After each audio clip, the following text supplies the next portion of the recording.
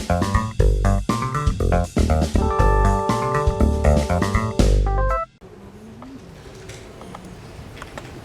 dia, vou copiar a colega aqui e usar um apoio para a cola.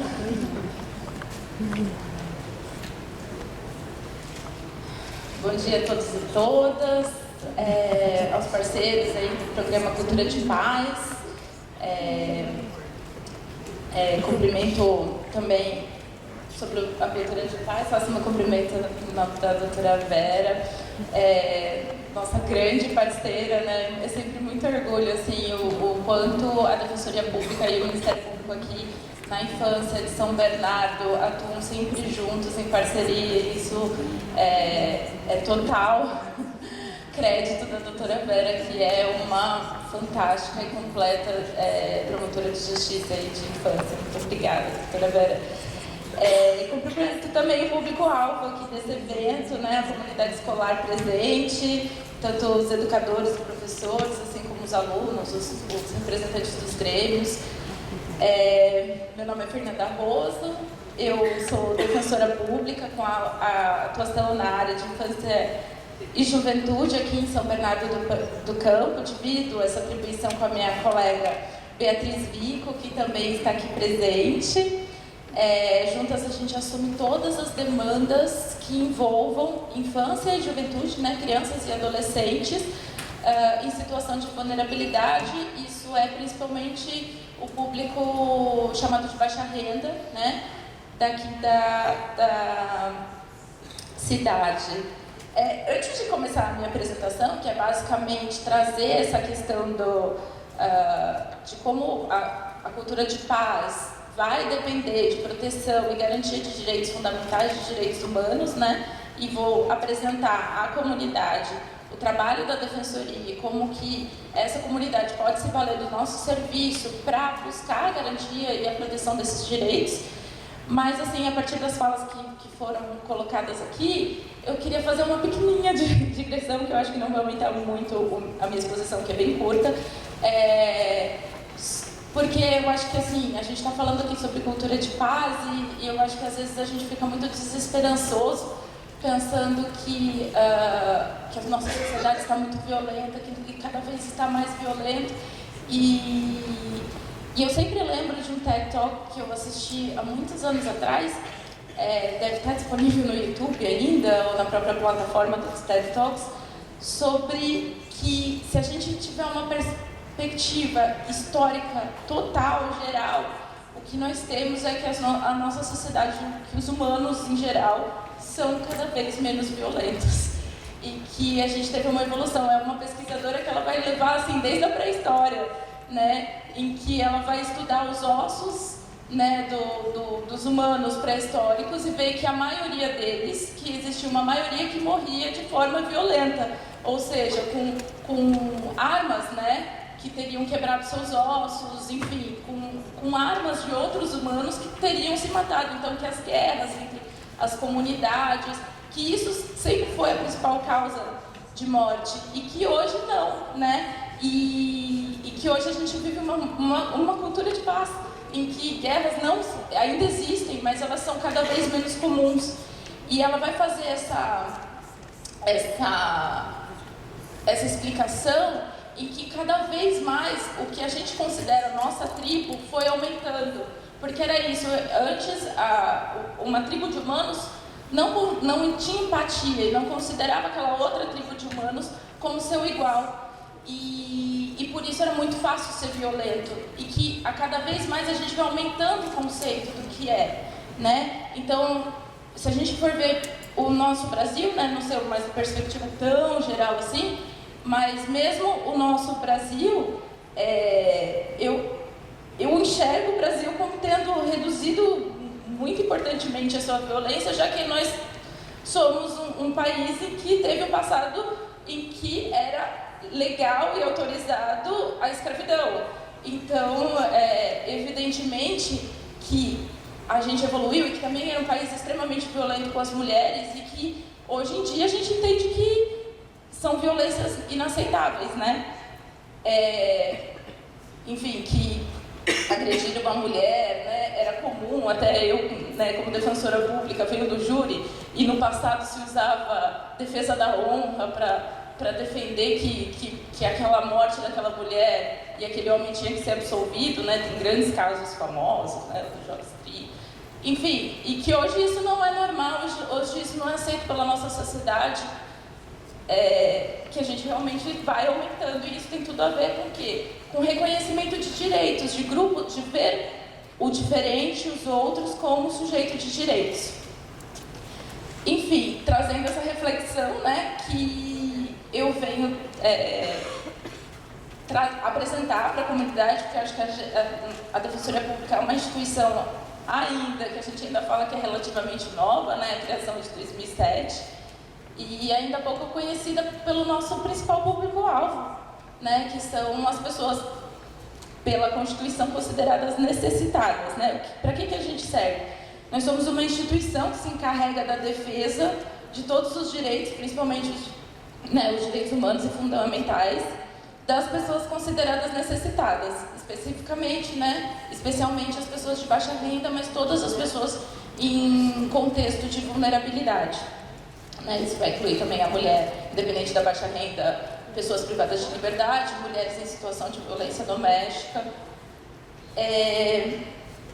E o meu papel, então, nessa data é destacar, né, com relação à cultura de paz, pensando aqui no programa e nos adolescentes, né, que chegam à justiça acusados de terem cometido atos infracionais, violentos ou não, o que a gente enxerga diariamente no nosso trabalho, né, doutora Vera, é que são quase todos adolescentes inseridos em contextos de múltiplas violações de direitos fundamentais. Antes deles chegarem lá na nossa sala de audiência, são adolescentes que estão num contexto de múltiplas, não só uma, mas praticamente todos os aspectos da vida desses adolescentes são de violações de direitos fundamentais. A violação mais evidente e óbvia, né, é a vulnerabilidade social, né, que decorre do acesso limitado que suas famílias têm ao direito a empregos dignos ou dignamente remunerados, né? O acesso insuficiente que essas pessoas têm a políticas públicas que permitissem o melhor aproveito das suas rendas, ou seja, se tivesse direito à educação, saúde, moradia, transportes dignos, né? Aquela renda ainda que menor seria melhor aproveitada. Mas outras violações menos óbvias também que acabam aparecendo com frequência ausência paterna, falta de opções de arte, cultura acessíveis, dificuldades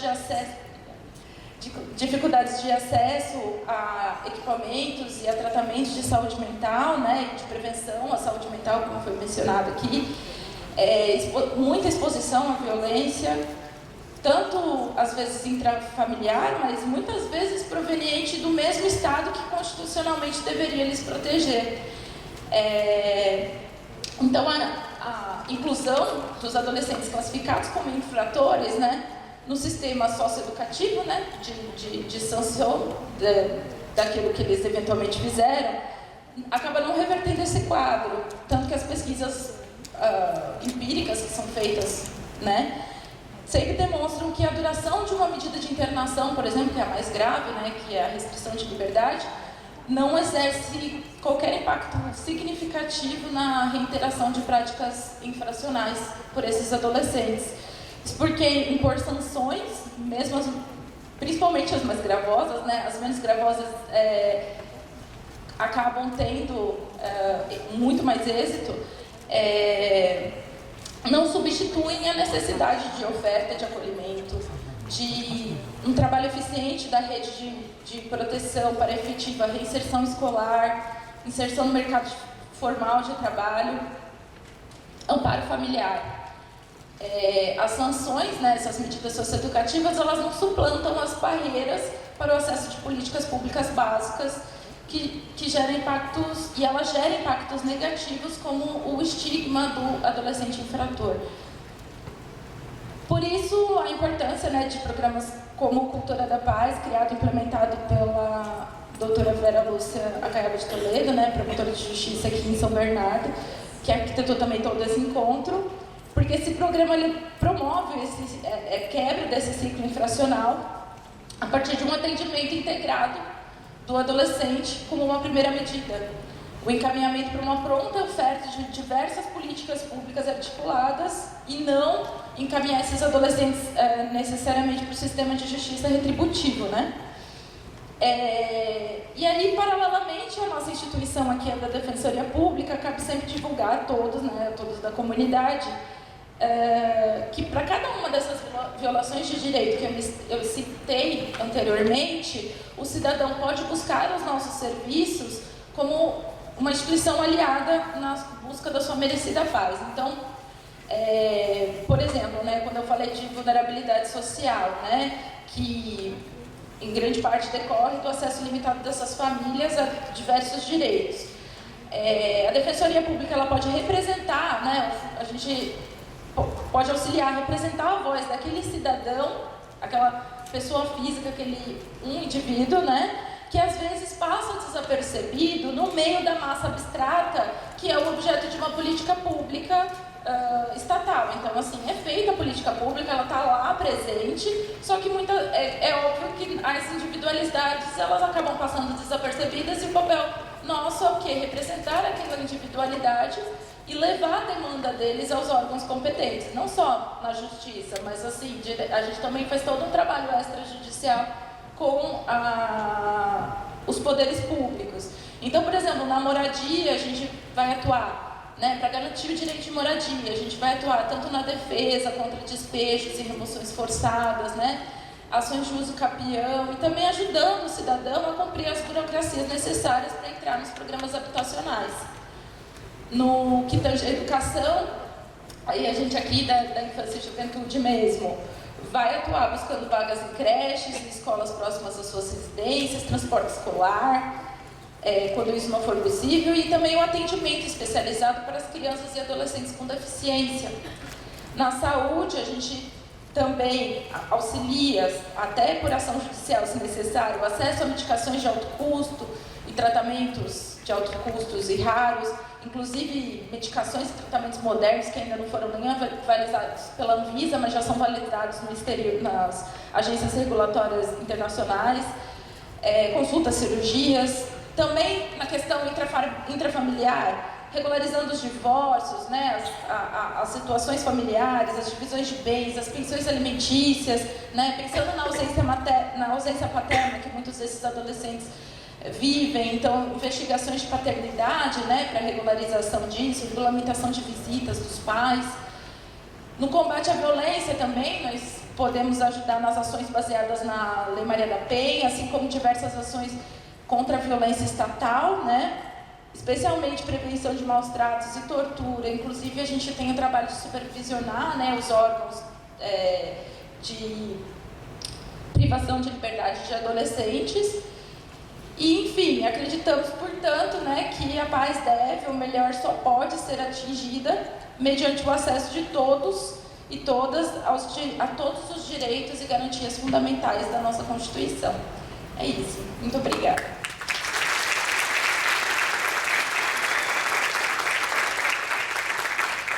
Muito obrigado, doutora Fernanda. Juliana, por favor, do Conselho Tutelar.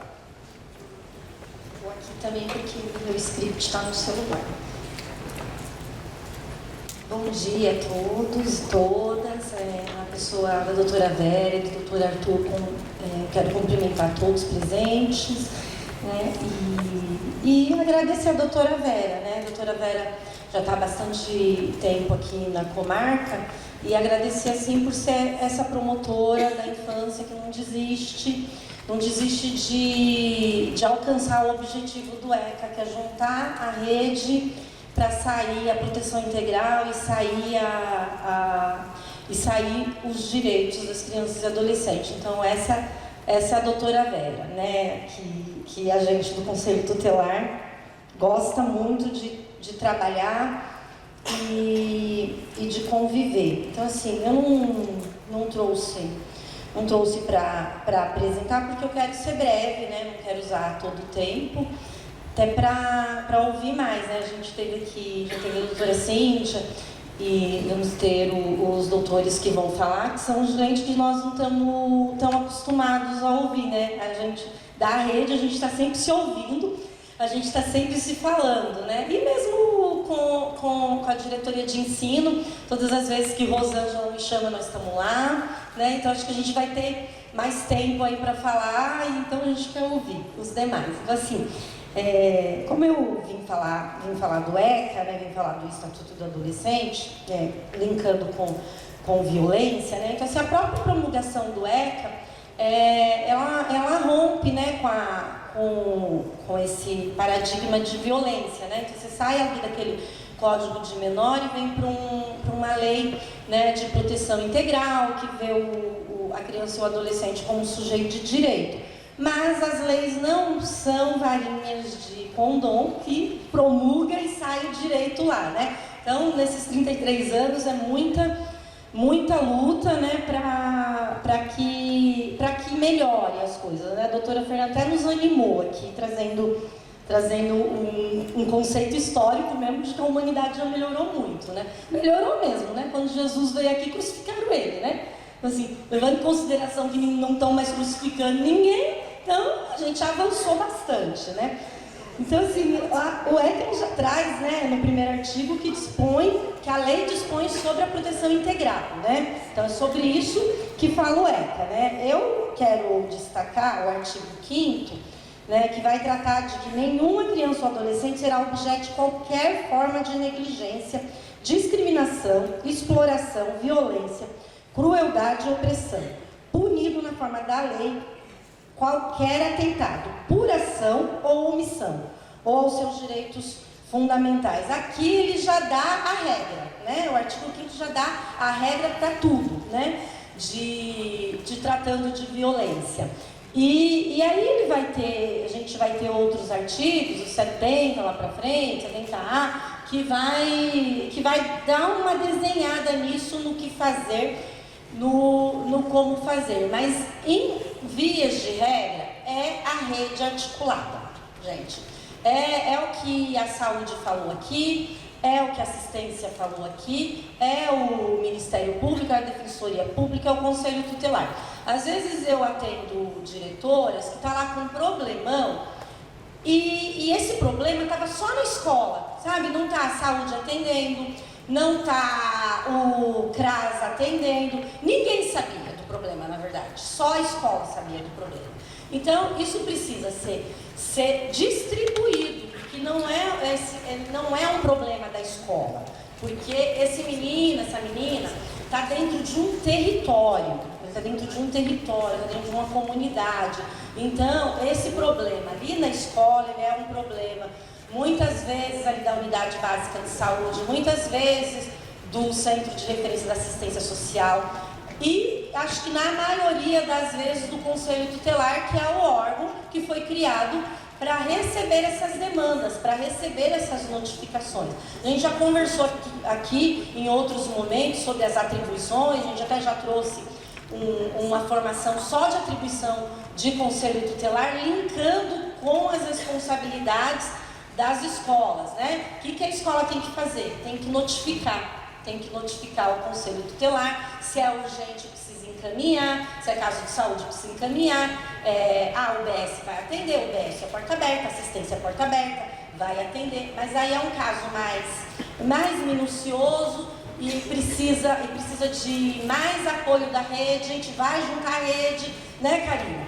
Vamos juntar todo mundo, vamos discutir todo mundo e vamos tentar uma solução para não chegar na doutora Vera e na doutora Fernanda, que aí a gente já está falando do ato infracional, a gente está falando de medidas mais duras. E aí acho que a gente é feliz que esse programa, né, de Cultura de Paz, que ao longo desses anos que já existiu aqui no município, que a gente está avançando a retomada dele, é um programa para isso não acontecer, para a gente não ter tantos BOs, para a gente não ter tanta criminalização dos adolescentes, que às vezes um problema que a gente entendia que era um problema de ato infracional e não era, às vezes era um problema de saúde mental, às vezes era um dia ruim, de violência em casa, que foi reproduzido na escola. Então, assim, acho que nossa tarefa, a tarefa da rede e dos órgãos, é a gente evitar isso e nós estamos com vocês. Por mais que vocês estão lá no território, e a gente fala aqui de território, os territórios são grandes, né? Porque a Camila falou dos CRAs, a gente só tem 5, né? Para esse tamanho de município. Aí quando as regiões de saúde são 9, aí a gente tem 33 UBS, como a doutora Sandra falou aqui. Aí melhora um pouco, né? Melhora um pouco o atendimento, quando vai para a saúde. Mas quando você vem para o Conselho Tutelar, são 3 conselhos tutelares, nesse território imenso, cada conselho tem 5, então são 15, né? Então a gente tem um déficit grande de atendimento, mesmo CAPES eu não vou nem falar, tá? Não vou reclamar, mas é diminuto também, gente. A gente não tem um CAPES grande, com bastante funcionário que possa atender a demanda do município. Mas tem as 33 UBS, tem psicólogo lá que pode auxiliar. Então é disso que trata esse programa, né? De articular a rede. Aí o Conselho Tutelar está aqui, faz parte, né, do programa, e a gente está junto para esses encaminhamentos, para esses monitoramentos, para esses atendimentos, por mais que sejamos poucos, né? Vocês muito, e estamos longe às vezes do território, mas contem com a gente está à disposição de todos vocês, de todas as escolas e também de toda a rede que já se apresentou aqui. Obrigado, bom dia.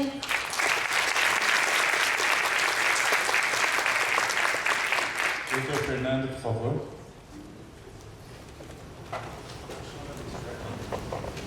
Sim.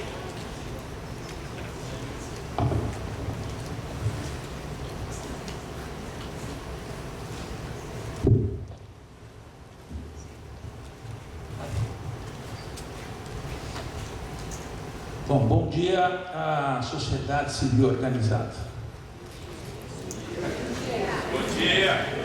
Felizmente, conseguimos organizar a sociedade civil para tratar de um assunto extremamente caro para nós brasileiros. Eu aprendi muito aqui nesta manhã com os meus predecessores, que foram brilhantes nas suas colocações. Felizmente o tempo é diminuto, nós queríamos mais, mas não temos esse tempo todo. Então, em primeiro lugar, eu quero cumprimentar a sociedade civil organizada, somos todos nós, agradecer a presença de vocês na Universidade Metodista, que é a nossa casa. Tenho o prazer de ser professor aqui há 13 anos no curso de Direito, e na pessoa da professora Alessandra, aqui presente, a quem eu quero que batam palmas. Ela merece. É uma abnegada defensora dos direitos humanos, dos direitos transindividuais, e é uma lutadora pelo sucesso da nossa região, presente na Ordem dos Advogados do Brasil e em todos os momentos da vida acadêmica. Cumprimentar na pessoa da doutora Vera, do Ministério Público, todas as autoridades, todas as pessoas importantes que passaram aqui, e dizer que a senhora também é uma lutadora, que a senhora efetivamente faz muito pela nossa cidade. E na pessoa do doutor Arthur, nosso colega de longa data, que acompanha a carreira, um defensor dos direitos individuais, das liberdades. Prazer enorme estar com o senhor. E depois dos agradecimentos, eu quero dizer do meu orgulho de estar aqui. Fui surpreendido com o convite, mas até agora não sei porque eu estou aqui. Mas eu estou muito feliz de estar aqui, porque é a oportunidade de falar. Eu falo para meus alunos o seguinte: quando lhe derem o microfone na mão, faça bom uso. É isso que eu quero fazer nesta manhã, bom uso, para falar de um assunto tão ruim, que é violência. Violência que está no meu dia a dia já há 41 anos, nos quais 29 como delegado de polícia, já trabalhei nessa região, fui seccional de São Bernardo do Campo, com muito orgulho. E a nossa abordagem, que vai ter que ser superficial, não vim aqui para ensinar ninguém, Aliás, eu não vim para trazer solução, não. Eu vim para trazer confusão. Porque assim, irritados, nós nos movimentamos para a solução do problema. Isso já foi dito, só estou copiando, não é? Que, afinal de contas, somente quando o homem ele é instado, ele busca a solução do problema. Olha que desenho bonito que eu fiz. Eu que fiz, né? Eu preparei carinhosamente para esse evento, com muita tecnologia. E eu fiz aqui uma intersecção do problema.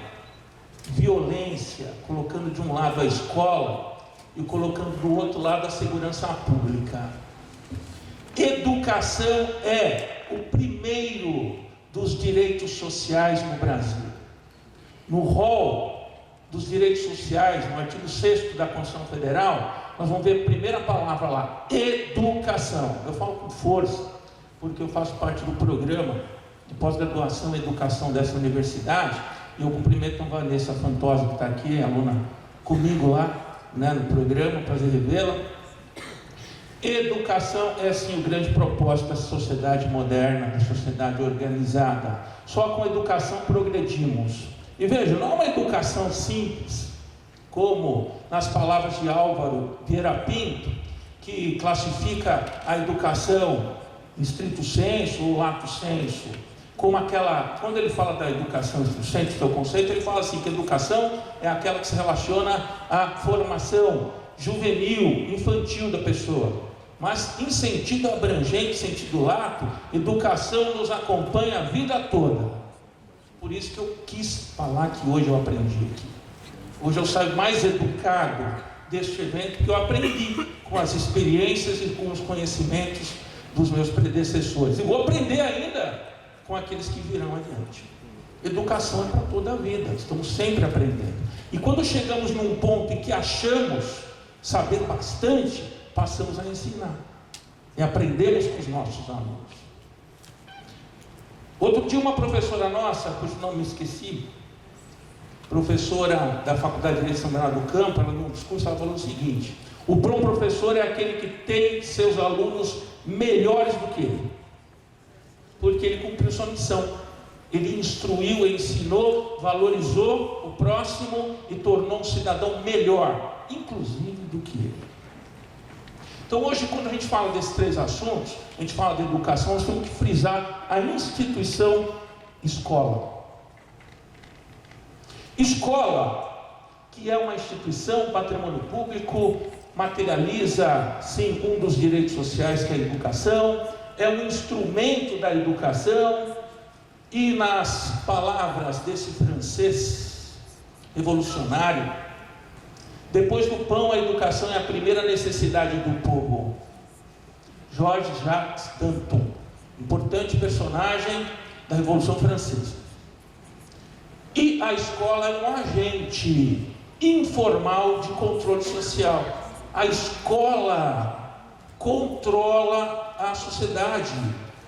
A escola diminui a criminalidade, acreditem. A escola precisa abrir-se à comunidade e por ela ser abraçada. A escola é um local de debate. Por isso, a sociedade civil tem que entrar na escola e discutir com os pedagogos, com os professores, o projeto pedagógico e receber as demandas da comunidade. A escola precisa ocupar o seu espaço de protagonista. O professor é uma figura tão importante no tempo dos nossos avós, dos nossos pais e um pouquinho no meu tempo. E hoje, infelizmente, o professor está com a sua autoestima muito rebaixada. E isso deve ter um motivo, e isso precisa ser tratado por nós. Eu fico irritado com isso. Então, irritado, eu quero encontrar a solução. Os professores são os que mais descobrem violência sexual. Vocês sabiam disso? São os professores, que os alunos confiam nos professores e os alunos falam para os professores coisas que não falam para os seus pais. O crime é um fato social normal.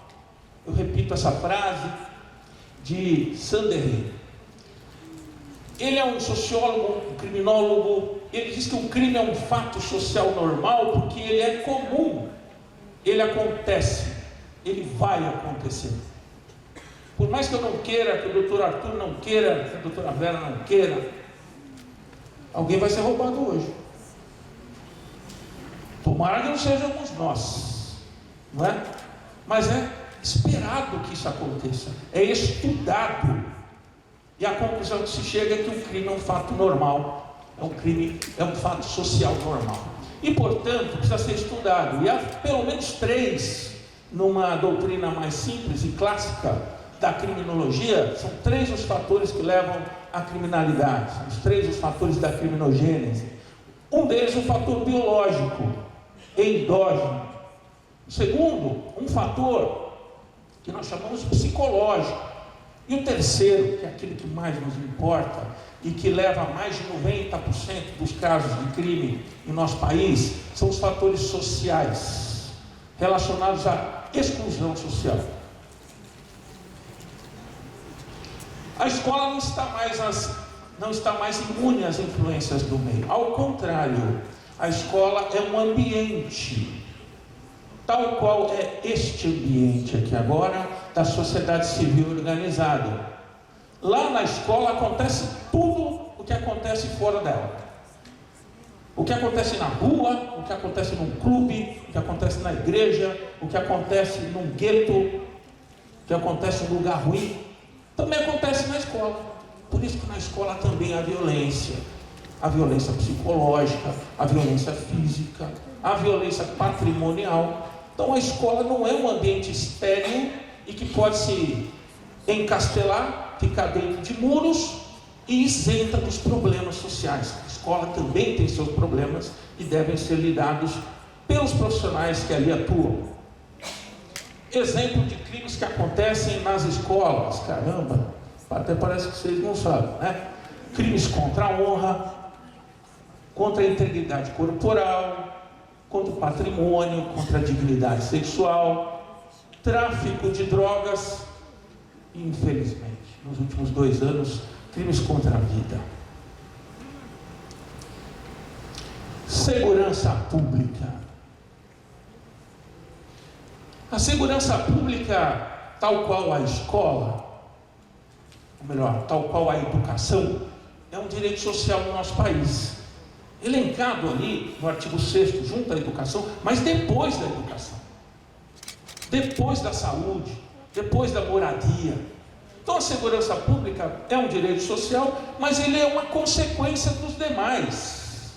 Se a educação for eficiente, se a saúde for eficiente, por isso muito acertada a colocação da saúde nesse debate, a assistência social também é direito social.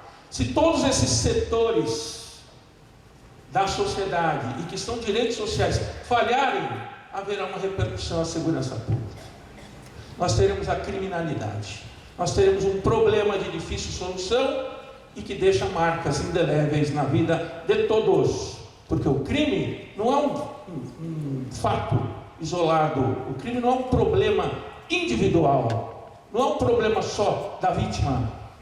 O crime é um problema individual, claro que é da vítima, mas sobretudo social e comunitário. O crime causa nas pessoas perplexidade, choque, emoções, desespero, medo. E as pessoas ficam temerosas de sair na rua. Eu não vou na escola porque o menino vai me bater. Foi dito aqui hoje. A segurança pública é dever do Estado, mas é também um direito e responsabilidade de todos. Isso está na Constituição Federal, no seu artigo 144. Qual que é o nosso grande objetivo na nossa visão? O nosso grande objetivo hoje em nosso país é reforçar a função social da escola, retorná-la à condição de porto seguro, um lugar de debates, e de profusão do conhecimento. Valorizar o profissional da educação, porque ele é corresponsável por uma vida boa, por uma vida de progresso, por uma vida de acontecimentos bons nas pessoas. Tudo começa na escola. Eu não vou esquecer da família, claro que não. A família está junto com a escola nessa importante missão, mas não podemos menosprezar o poder da escola. Não podemos minimizar a força da escola. A escola reúne milhares de profissionais abnegados, que quem dá aula não dá por dinheiro, dá porque acha que é bom, porque ajuda. Mas a sociedade precisa entender que o profissional de educação precisa de dinheiro também. Então a valorização financeira no mundo capitalista, também foi dito aqui, nós não temos culpa, o capitalismo está entre nós há 200 anos. Mas nós temos que viver bem, não é? O profissional da educação merece também viver bem. Conclusões, espero ter sido preciso no tempo, né? O progresso traz novidades e precisamos lidar com elas. É nosso dever discutir os grandes e graves problemas da sociedade. É nosso dever participar das decisões por um mundo melhor. É nosso dever proteger as presentes e futuras gerações. E a educação é um direito, mas principalmente uma responsabilidade de todos para um futuro melhor. Parafraseando Schopenhauer, alemão, ele diz o seguinte, que o importante não é descobrir aquilo que ninguém viu. O importante é ter um olhar novo sobre aquilo que todo mundo vê. Muito obrigado.